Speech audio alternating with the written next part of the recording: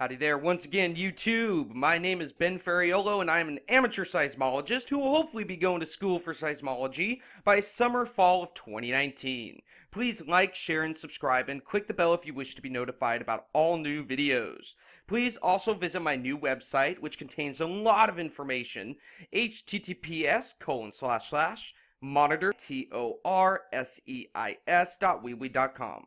There is no www, so please do not put that in the URL. This video is going to be quite interesting for those interested in two topics, Yellowstone and magma injection, also known as intrusion. The end of this video is most interesting, since it shows the audio of 4 events that indicate magmatic resonance. Magma resonance usually occurs during magma injection or withdrawal as the magma flows and rings the cracks above it like a bell. Want to hear what that sounds like? Either watch the whole video or simply go to the parts section below and skip to the 4 separate quote-unquote resonance, analysis, and audio. I did a video about a week or so ago about an earthquake swarm that occurred at the northern tip of Yellowstone Lake, January 2008-2009.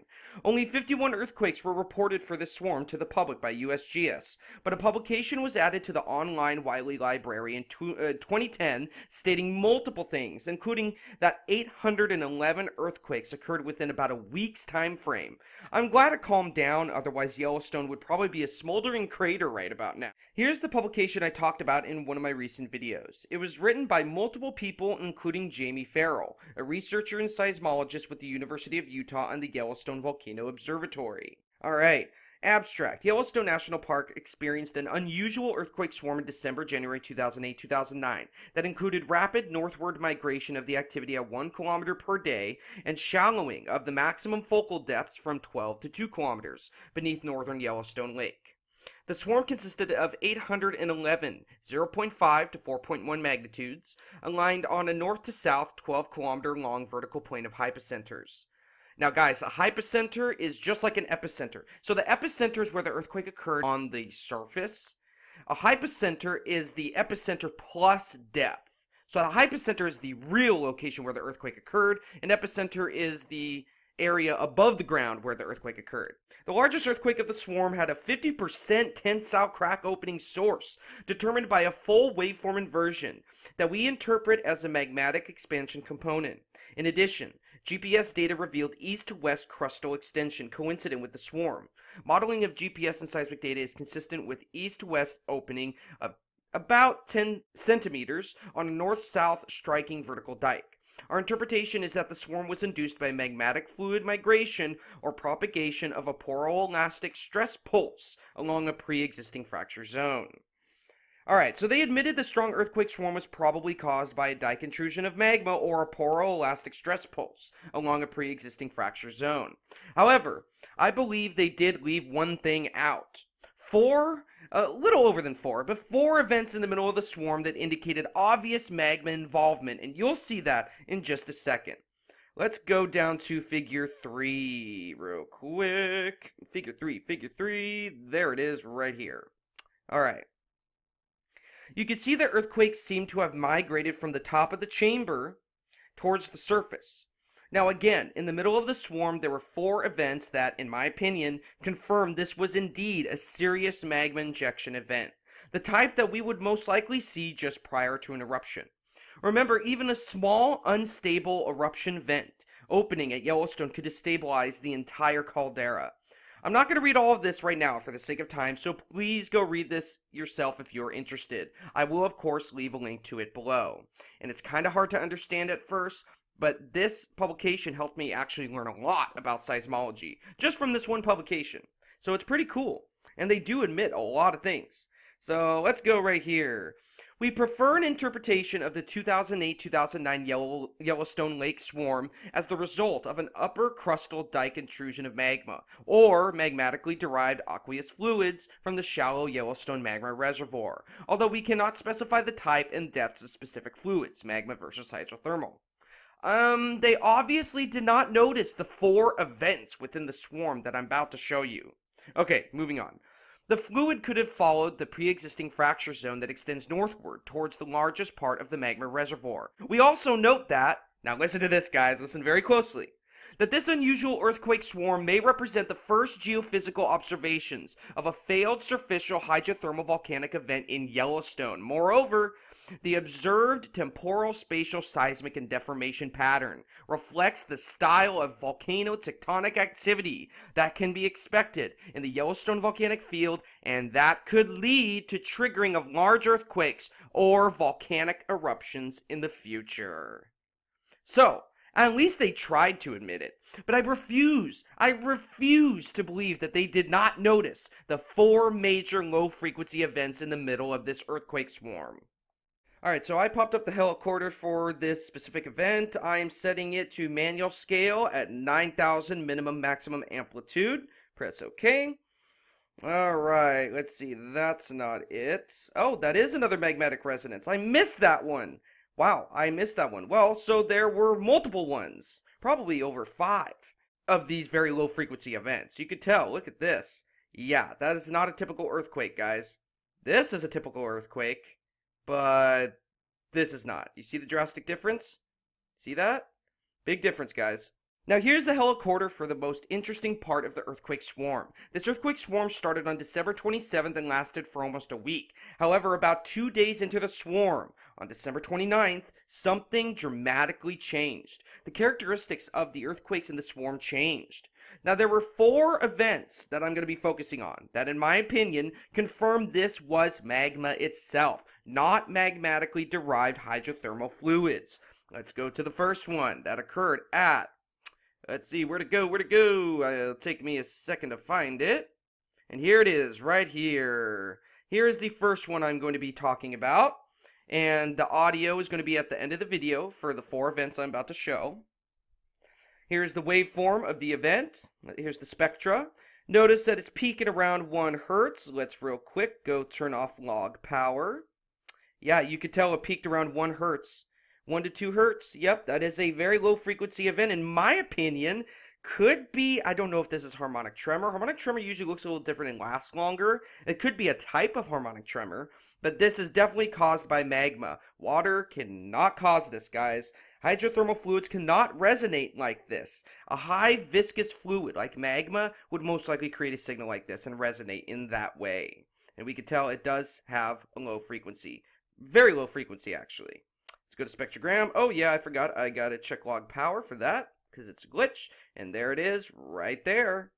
Next, I'm going to show you this one specific event on waves. Here's again that event I just showed. Now all of these are unfiltered. This is raw data, guys. So you can see it right here on LKWY. You can see it did show up here as well on YLT, which is about, I'm going to say, maybe about 10 to 15 miles southwest of LKWY. YTP is a little bit closer, and there it is right there. Let me try to mark the P wave. There's that one. And I believe this one starts right there. And this one, I'm just going to say, this is just a guess. I'm not trying to be completely accurate with this one. Here it is right there.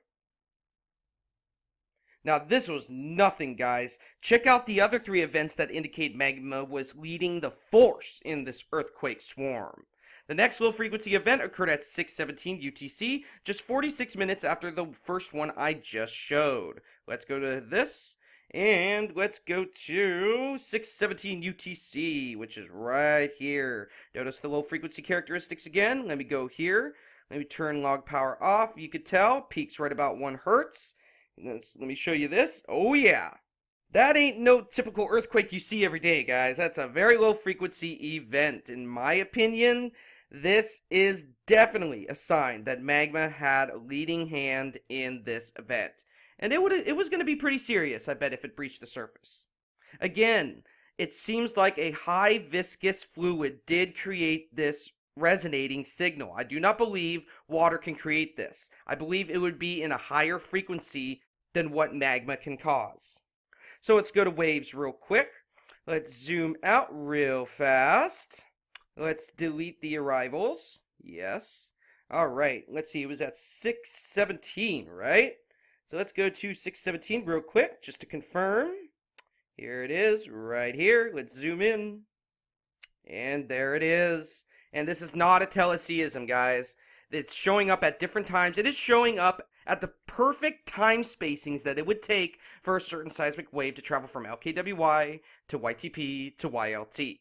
Let's see, let me try to mark the P wave right here. There's that.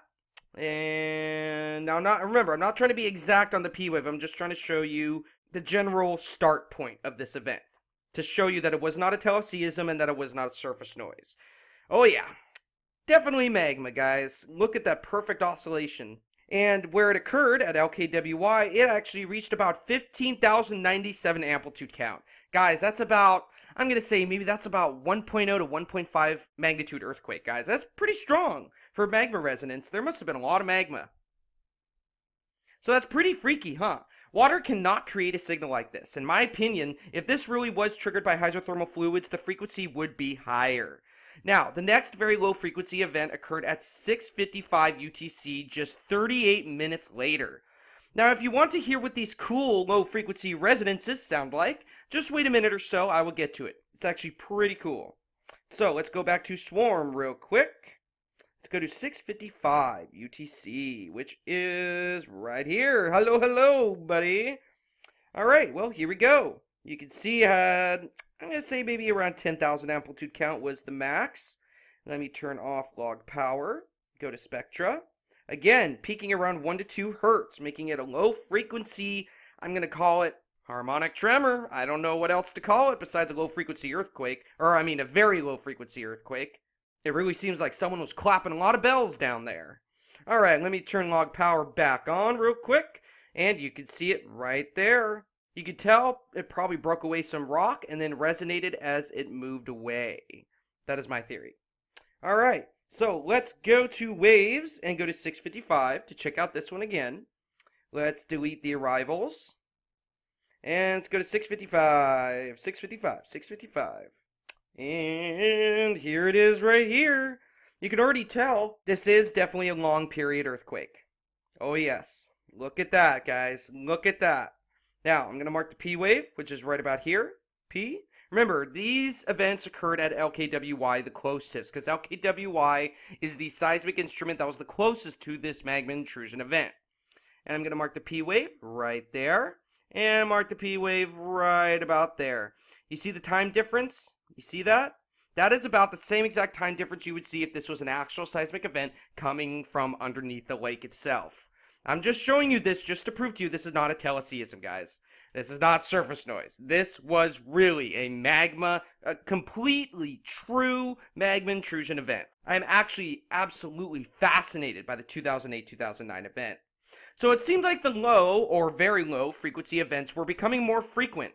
Thank God it calmed down, and as far as I can tell, there was only about one other more major event that could indicate magma resonance. However, there were a few more after this next one that were much smaller, possibly indicating magma retreating from the cavity it was intruding into.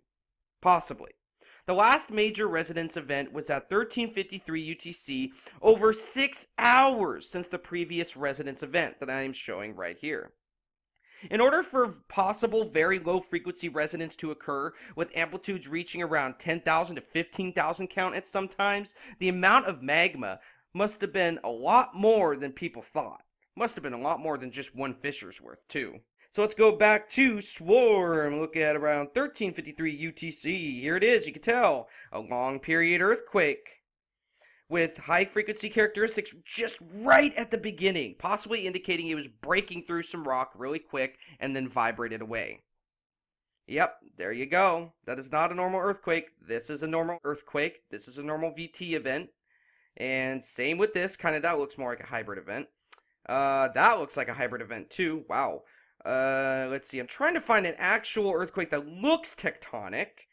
Let's go with this one. This is a normal tectonic earthquake. This is not. This is not. Alright, so at 1353 UTC, here is the other one. And let's check the spectra once again. Turn off log power. You can tell it peaks around 1 to 2 hertz once again. And go to this.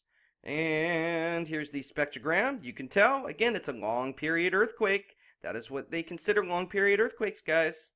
And yes, if enough magma is down there resonating through the cracks above it, yes, it will create a slow earthquake. So let's go to waves real quick. Let's zoom all the way out and delete the arrivals once again. and go to 1353, which is way up here.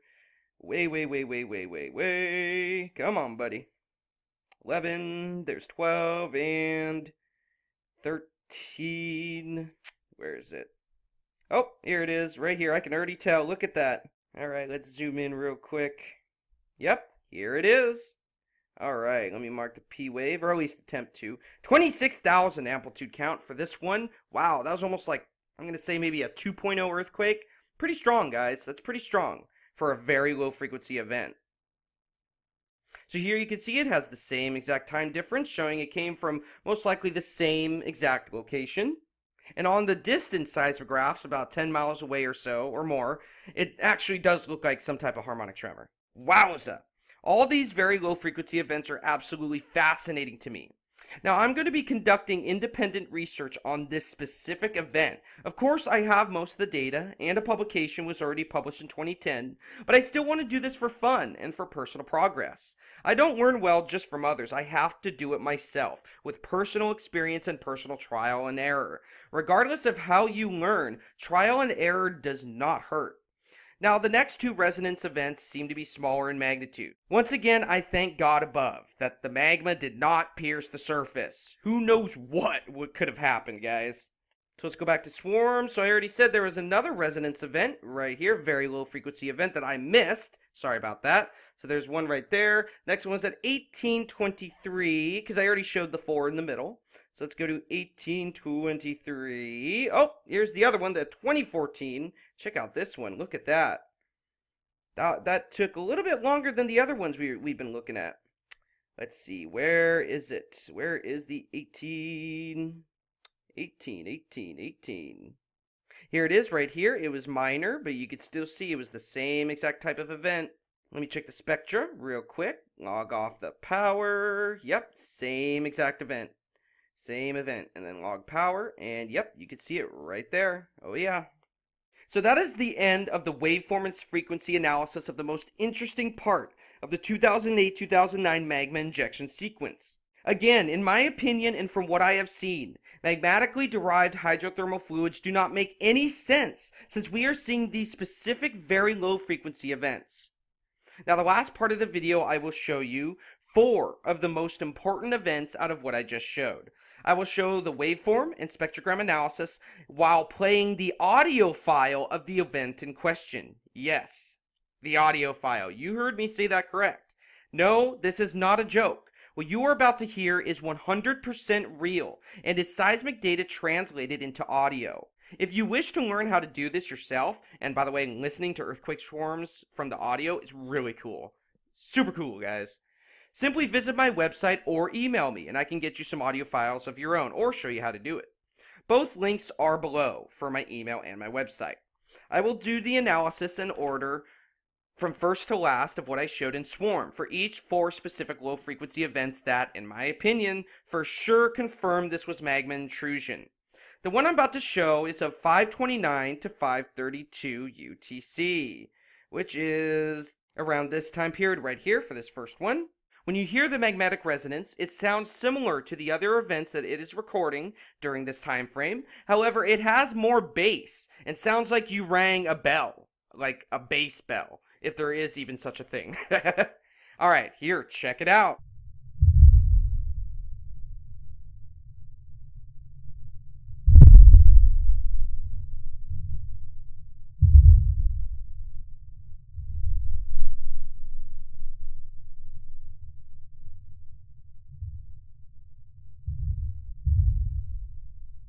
Guys, that was nothing.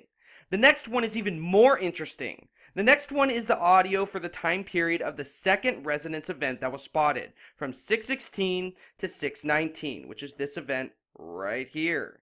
Now, I like to include a few minutes before and a few minutes after, just so you can get the gist of what it sounds like, and the other events that were occurring with it.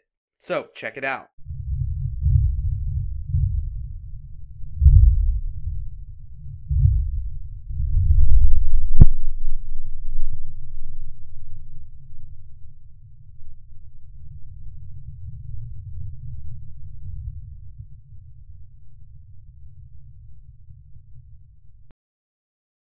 Wow, that sounds so cool and scary at the same time. Now, the next one is the third resonance event I spotted. It occurred between 6:54 and 6:56 UTC, which is going to be this event right here. So, check it out.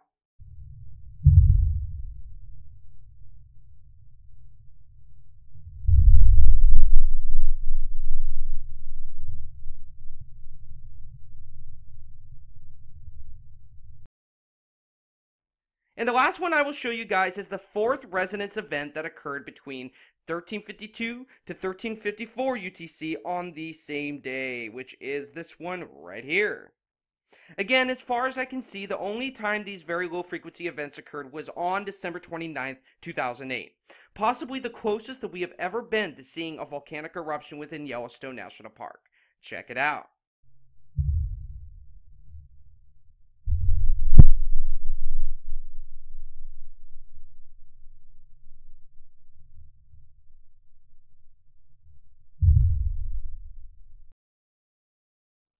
Well, guys, that's it.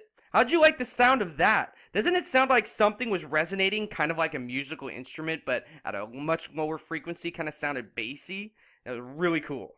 You know, some people prefer waveforms and others prefer spectrograms. I believe if you truly want to be accurate in monitoring seismic activity, I suggest that you use seismograms, spectroanalysis, spectrograms, audio, tilt, and GPS deformation data to support any claim you make. Trust me, when you're trying to figure something out, having all those data sources put together, it really gives you a better picture of what's going on underneath your feet. It may take a little bit more time, but the payoff is much greater. Well, that's it for now, guys. I hope you enjoyed the cool audio. I almost got chills when I first heard them. Remember to please like, share, and subscribe. And please go check out my website here. There's a whole multitude of information and data for you. It still is a work in progress, but there are already many features on this website, such as how to download seismic data, how to analyze that data in top-notch seismic software, earthquake statistics for select volcanoes in the Cascadia subduction zone with their earthquake statistic charts, which are pretty helpful, except they're only the earthquakes reported though. How to read seismograms, learn about me, and much, much more. Trust me, there's a lot of stuff to do on my website, guys. And even a seismic image archive, which isn't too great, but I do it every day just in case if there's some interesting event that people want to know about, like a year from now or whatever, so I'm going to be keeping up an archive. And there's much, much more too. Please come visit monitorsize.wewe.com and do not add www. There's no www in the URL. Let's go back to Old Faithful. Looks like they're having a good old time. Again, thank you for your time, and I will continue to vigorously monitor Yellowstone and Long Valley for any pre-eruption signs. Yellowstone has been somewhat quiet the past few days, but if uplift really is starting again, then we will for sure see new swarms breaking out. Now, earthquake swarms occurring near Maple Creek and Hebgen Lake are not as much of a concern as the rapid succession earthquake swarms that we have been seeing at West Thumb and Yellowstone Lake. It seems volcanic seismic events are more prevalent at Yellowstone Lake and West Thumb than anywhere else within the national park boundary. Of course, the magma chamber is a few miles beneath the surface, so it really could pop up anywhere it wants. The Kilauea and Lower East Rift Zone prove that to us, that a volcano's magma reservoir can just pick up and leave in the blink of an eye. Because really, magma is the most powerful force on Earth, no matter what. Keep an eye out for my next video and my next blog post. I might be taking a couple days off to spend with kids, but I will upload something immediately if a new swarm breaks out or something concerning occurs. I thank you for all your time, and I hope you enjoyed this and the audio files. If you need anything, just email me and I'll get you whatever you need. Personally, I enjoy learning and discovering and sharing that with others. I promise to always remain humble and to always keep an open mind. I will always stand for the truth, no matter where it leads, and why? Because truth is hate or fear to those who hate or fear the truth. Now, I might sound a little funny when I say that, again, but the thing is that's actually true. Seriously, though, people who hate or fear a certain truth will call it hate or fear. That's just how the world works, sadly. God bless and be safe out there. Ben Ferraiuolo signing off. See you later, guys.